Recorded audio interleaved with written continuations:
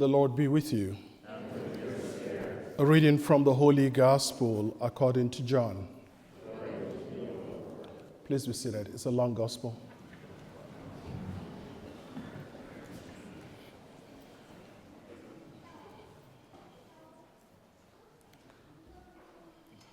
You want to pay special attention to the gospel reading this morning. The sisters of Lazarus sent a message to Jesus saying, "Lord, he whom you love is ill." But when Jesus heard this, he said, "This illness does not lead to death. Rather, it is for God's glory, so that the Son of Man may be glorified through it." Accordingly, though Jesus loved Martha and her sister and Lazarus, after having heard that Lazarus was ill, he stayed 2 days longer in the place where he was. Then after this, he said to the disciples, "Let us go to Judea again." When Jesus arrived, he found that Lazarus had already been in the tomb for 4 days. When Martha heard that Jesus was coming, she went and met him, while Mary stayed at home.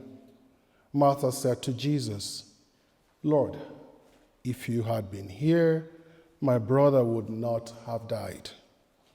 But even now I know that God will give you whatever you ask of him." Jesus said to her, "Your brother will rise again."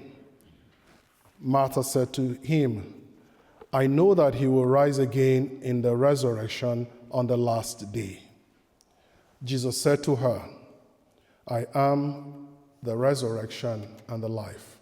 Whoever believes in me, even though they die, will live. And everyone who lives and believes in me will never die. Do you believe this?"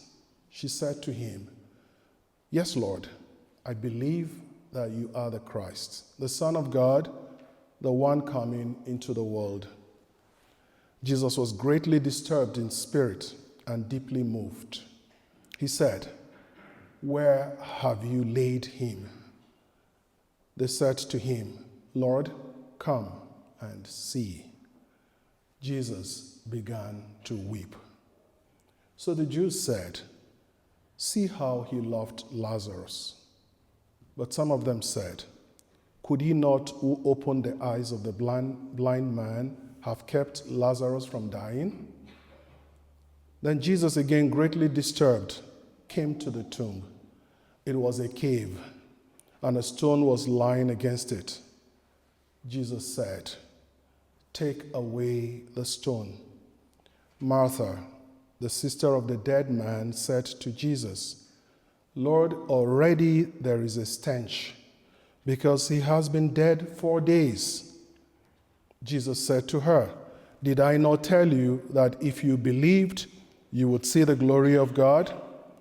So they took away the stone, and Jesus looked upward and said, "Father, I thank you for having heard me.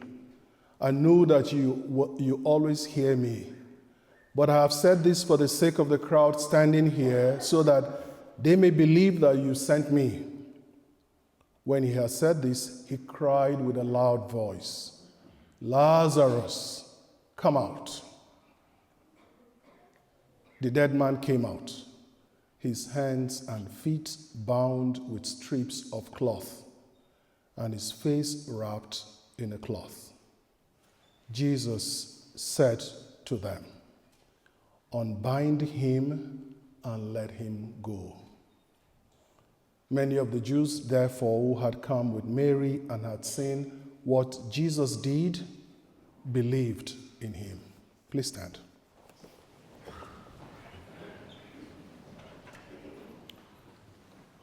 The Gospel of the Lord.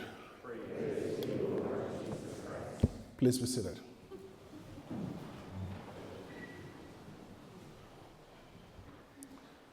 So I'd like to remind you, first off, that the story you just listened to was not just a make-up story. It wasn't a fiction.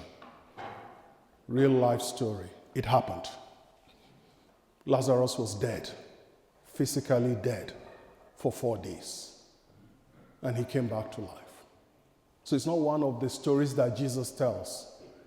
This actually happened. My first experience with something dying was when I was very young. I'm sure you don't like that slide.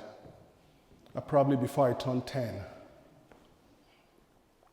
And this was my first experience.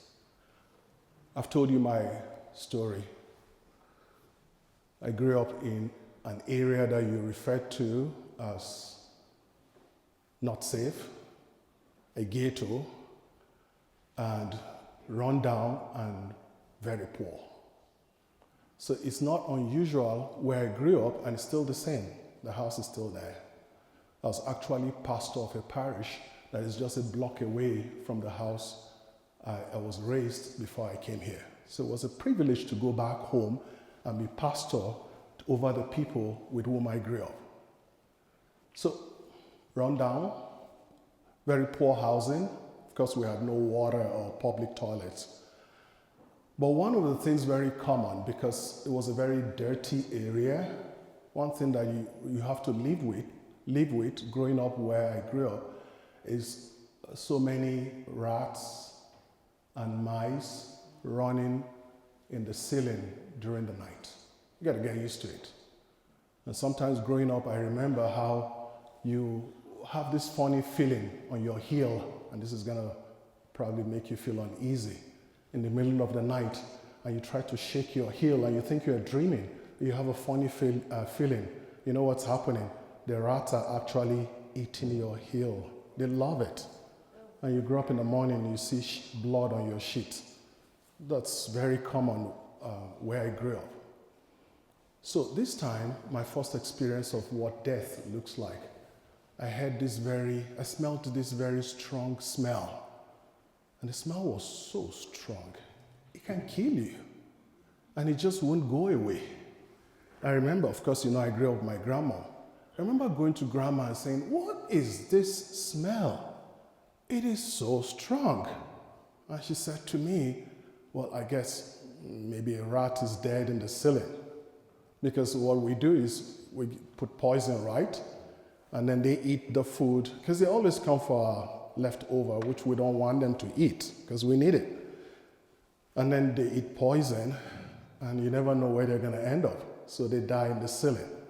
And where I grew up, you don't just worry when they die in the ceiling. No need going into the ceiling to look for them, because you don't want to go to that ceiling, because it's run down, right? You can pull it down, and then you'll probably not be able to put it back. So we just leave it, and it dries up there in the ceiling. But I wasn't used to this. This is just growing up as a little kid, right?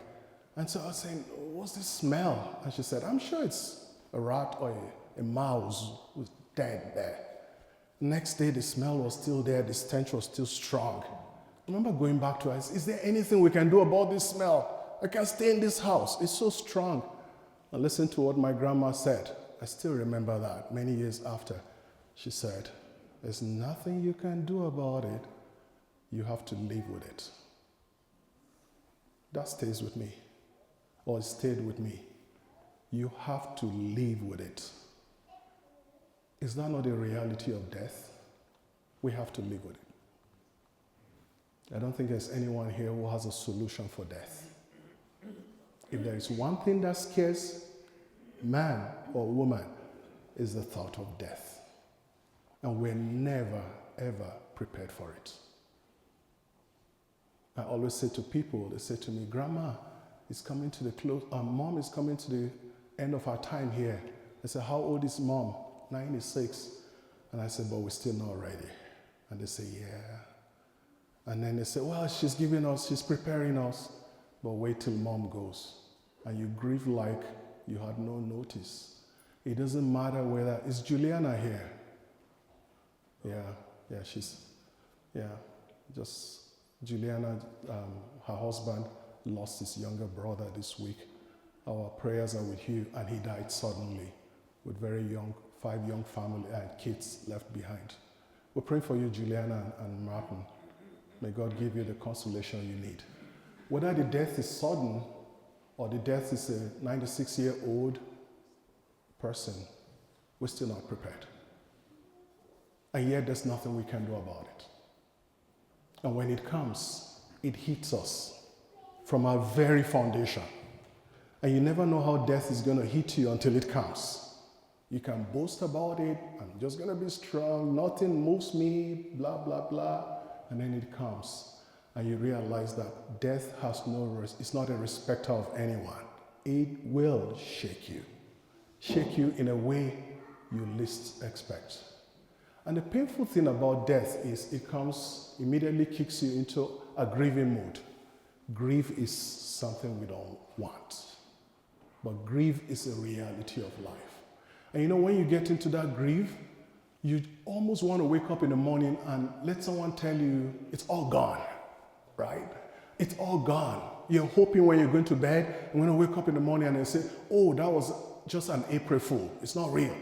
But when you wake up, the reality is still there. And then you grieve and grieve because there's a vacuum that death creates. Why am I sharing this with you this morning? Because it's not a funeral. I share this with you because of the story we just read, the death of Jesus' best friend, Lazarus.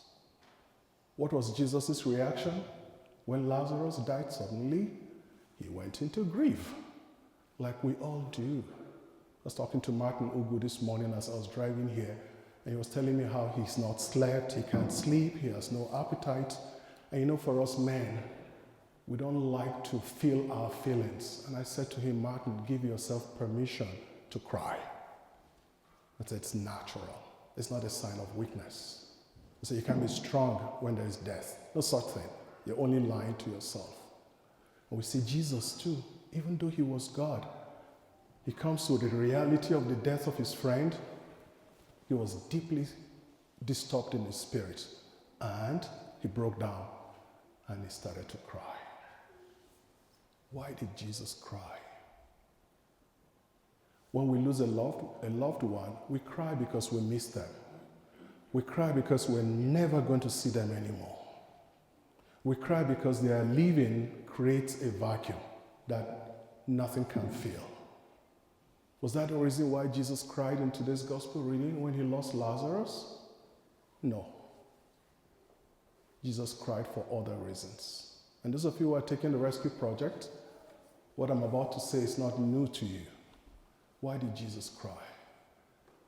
Jesus cried because he looked at Lazarus and saw how helpless man is in the face of death and what death does to us, how it shakes us and holds us in its grip and taunts us, manipulates us, takes advantage of our vulnerability and just destroys our day and our weeks.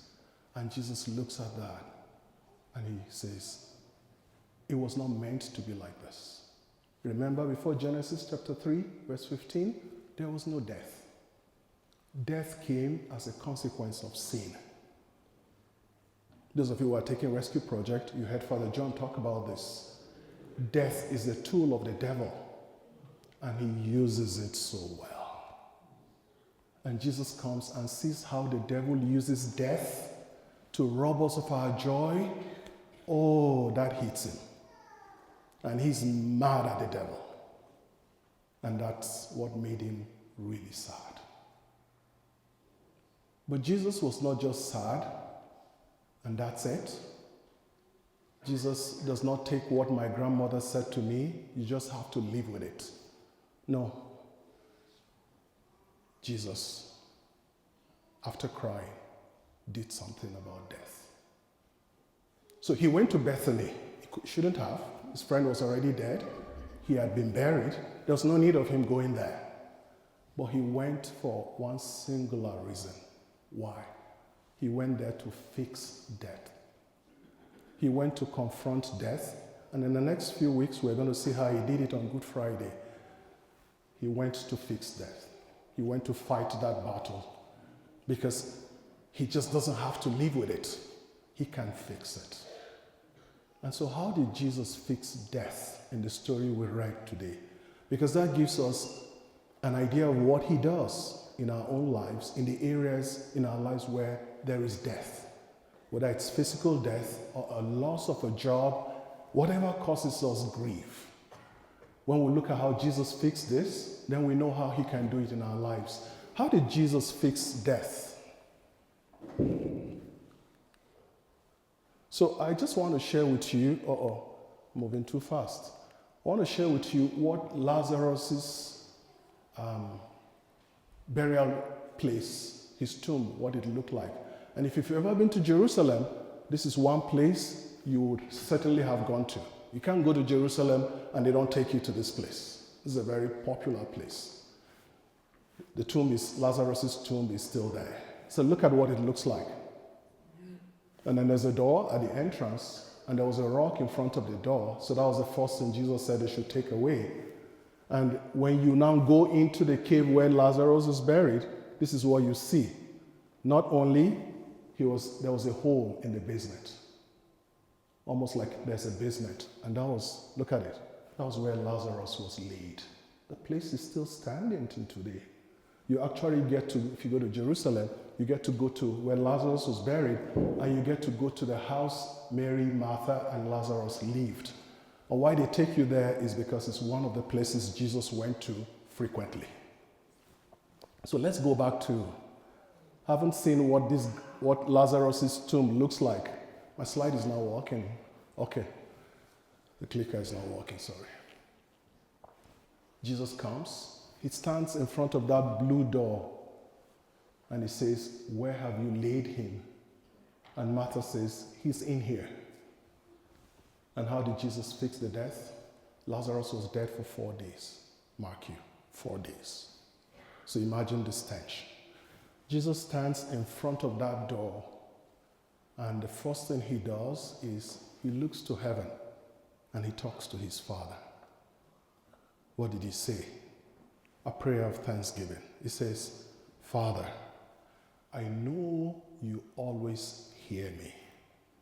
And then he asks his Father for a specific need. "I want you to raise Lazarus, not because of me, but so that those who are around, they see me raising Lazarus, they see you raising Lazarus through me, they will come to believe that you sent me, because no one has been able to raise the dead." And after saying that prayer, he looks straight at the blue door, and what does he do? With a loud voice, he calls his best friend's name. "Lazarus, come out." What was the reaction? Mind you, this guy is dead for 4 days. So when you're dead, your hearing faculty is gone. Of course, everything is gone. But as soon as Lazarus, those words were said, guess what happened? The words had power in them that they were able to remove what was dead in Lazarus and to bring back all of his faculties. That's a miracle that happened. And Lazarus heard those words, "Come out." Remember, he was in that hole. And when Lazarus heard "come out," he was bound, right? Because that's how they buried people in those days. They tied their legs, their hands, and then they wrapped them. So he was all bound. But he heard the words, command, "Come out." And Lazarus was trying to respond to this command, but he was all tied, right? All wrapped. So let's imagine that his two sisters, Mary and Martha, quickly went down to help to unwrap Lazarus. And then finally, Jesus is standing there. Lazarus comes out with all this bandage or whatever, wrapped clothes around him, blankets around him. And he's looking, and there's a crowd in front of the first blue door. He's confused. First of all, he doesn't even know where the entrance is or the window is, because he was dead when they brought him here. So he's trying to figure it out. So let's imagine that his sisters helped him, and he was able to come out to that door, and then he sees a crowd. And he's wondering, "I was dead. So I have a decision here, either to go back dead or to go with this crowd." The problem with going with this crowd is nobody has ever been raised. So how are they going to receive me? If I show up in the temple, will they chase me away? Will people always run away from me because they are seeing a ghost? So Lazarus had a decision to make. And in his confusion, whether to accept Jesus' command or go back in that ground, in that hole, and be dead, Jesus says those powerful words to him. What did he say? Unbind him and let him go. Unbind him and let him go. Who do you think Jesus was talking to here? Jacqueline. What do you think Jesus was talking to? The enemy. Exactly. Jesus was talking to the enemy, the one who bound Lazarus with death. And Jesus speaks to him with authority. I command you, devil, stay away from this soul and let him go. And of course, where Jesus shows up, the devil cannot stand. Why? Because he's under the authority of God. God created the devil. Remember, he was Lucifer before he became the devil. So he's not more powerful than God. Father John tells us this all the time. He's not more powerful than God. And as soon as Jesus gave that command, the devil could not stand. And when Lazarus heard that, he said, I guess a decision has been made for me. I'm not going back into that hole. I'm just going to come. And then he looks at Jesus. And then he breaks down. And he sees his best friend. And he breaks down in tears of joy. What is the message there for us this morning? Why does the church ask us to read a text like this during Lent, especially when we have RCIA candidates? It's very simple. We're all alive. Yes, thank God. None of us is dead here. If we were, we wouldn't be here right now. But there are aspects of our life that there is death. What do I mean? Anything that robs you of joy is dead. Anything that keeps you awake, that doesn't allow you to sleep, anything that evokes fear in you, or brings about anxiety that leads you to depression, those things are from the enemy. The devil doesn't give anything that is life. All he gives is what torments us. And what Jesus is saying to you this morning, this is why we read this text this morning, I have power over the devil. So if there's any aspect of your life that he uses to make your life miserable, I have power to deal with it. I can fix it. That's what he's saying. And I'll fix what is worse than what you're going through, which is death. For 4 days. Remember, Jesus could have been there to save Lazarus, but he decided to let Lazarus die to show how powerful he is.